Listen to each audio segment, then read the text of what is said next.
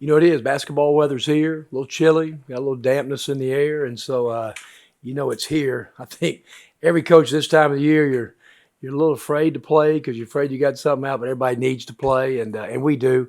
We had a really good scrimmage a couple weeks ago, real competitive, and I think it helped us grow the last 7 or 8 days, and looking forward to playing Trevecca. Omar Mance was a former player of ours and is a really good young coach. And so I know he'll have his team prepared, and our guys are looking forward to it. What did you learn from the scrimmage a couple of weeks ago? You know, I liked our depth of our team.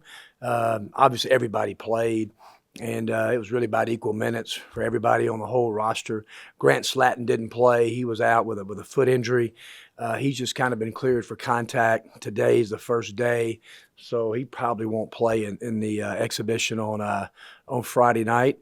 But just we learned and just tried to look at some different lineups, different combinations, and I think not only does coaches learn, players get a sense of the things that we've been trying to tell them for 2 or 3 weeks, and it'll come to fruition, and they'll see it when they play a good team. Kermit, what are you looking for Friday night? What do you want to see? Well, I want to see a team obviously competes at a high level, defending, plays really, really hard. I think that's number one. I think I want to see a faster paced team. I think it's the best collection of passers that we've had.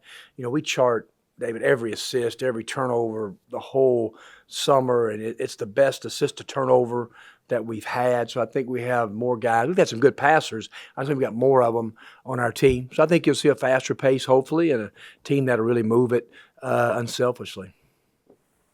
What's the health of your team right now? It's good. We'll have everybody available today. All 13 scholarship players, and John and has been healthy. Like I said, uh, uh, Grant had a kind of almost a stress reaction and missed probably 2.5 weeks in a boot. So right now we're helping. You guys have talked about playing faster. Luis was talking about he's seen it come to fruition some. From your perspective, is it what does that mean? What does that entail to say hey, we're going to play faster this year? Yeah, and it's not trying to say that for recruiting. Okay, I mean, I think everybody, you have to play what we call fast and smart.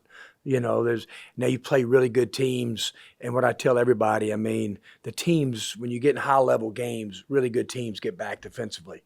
I hope like last year when our team started having some struggles offensively, we knew we were going to be the best defensive transition team in our league, and we were. And so we made teams run half court offense. And I think when you get in higher level games, that happens. I mean, teams get back. Teams don't turn it over as much. There's not a lot of live ball turnovers in the game.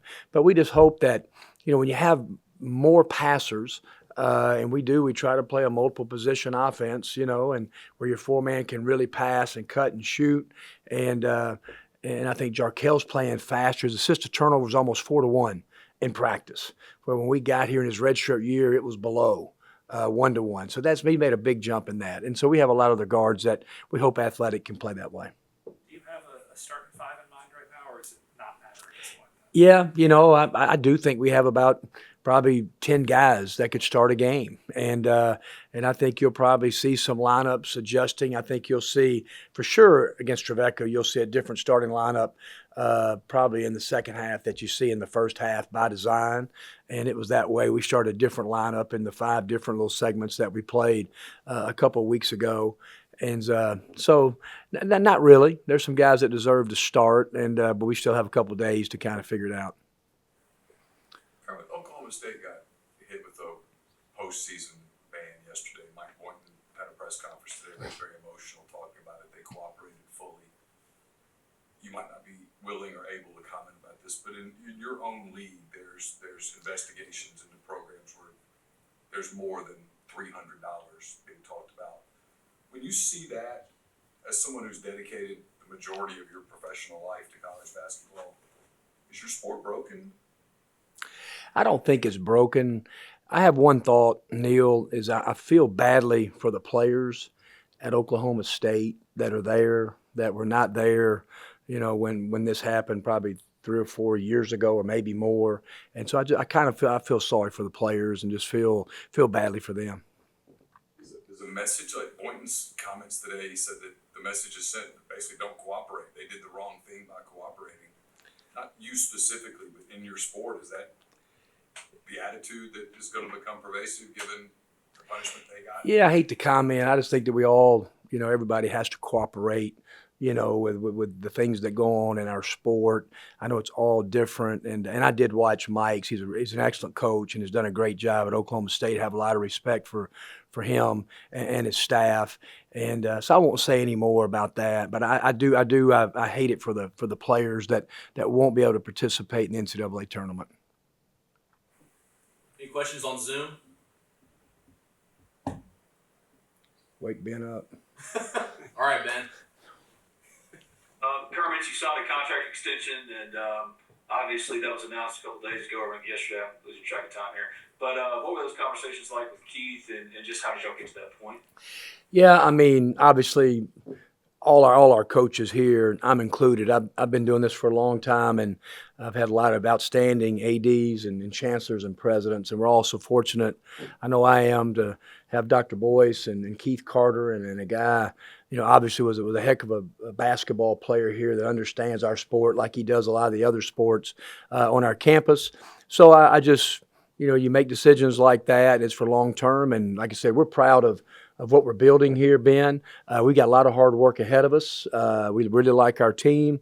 And I said that in my comments, and it's the truth. I mean, we absolutely love Oxford and love Ole Miss and pour every heart and soul into every day and want to make Ole Miss basketball fans proud. And that's trying to compete right in the middle of SEC championships and win games in the tournament. And that's kind of what we're here to do. You talked about their 10 players rotationally that could start a game right now. As far as the rotation, does it really matter this early? Is there a number you want to get to eventually? Like, how does that work out? Yeah, you reward the guys who have worked the hardest, and we have a point system in practice, and we don't go 1,000% to it, but we do. We reward the guys who have really worked hard, and then there's will be some guys that'll come in and have a chance. I think on our team, if there's a 6-man award in the SEC to vie for that, to come off the bench and to play minutes. I think meaningful minutes. I think who do you want in the game the last 6 or 8 minutes for winning minutes, and your toughest guys, and that may vary from opponent to opponent. But there's some guys who are very deserving of minutes based on what they've done for a long period of time.